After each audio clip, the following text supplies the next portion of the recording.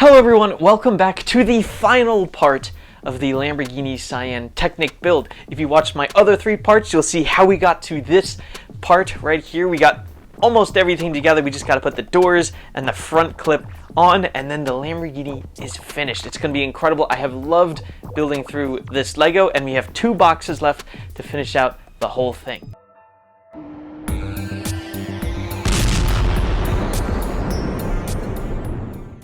So, just a quick recap over what we have last time. We got all the cosmetic stuff on the rear end of the car done. We got a removable engine cover here with the engine complete. We got the transmission all in order. And of course, we have the spoiler that goes up and down, which is, might be the coolest part of the whole car, I'm not gonna lie. So, with that said, let's jump right into the final time lapse.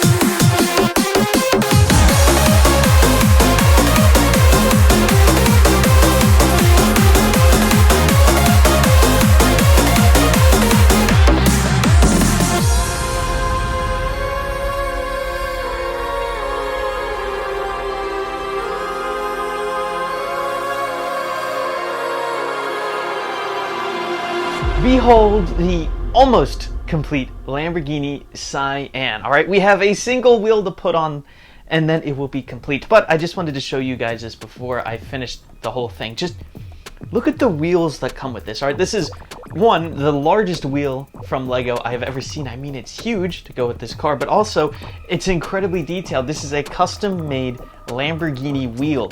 This is just like the wheel they actually put on the Sian. Super cool. You can even see the details of the center lock wheels. Super cool. And it's gold, which is neat. Another really cool feature with these, because they're so huge, you don't just have one connector, you have 3. I've never seen a Lego wheel like that. Super cool, and it connects right up to the brake disc, which you can see now has the Lamborghini brake caliper on it. Super cool. So, let's put on the final piece. This is going to be really hard to do, but there we go. The Lamborghini is finished.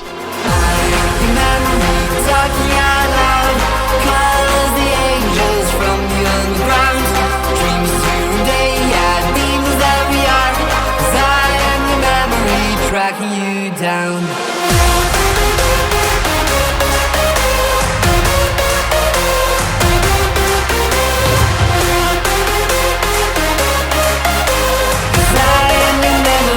Tracking you down, down, down, down, down.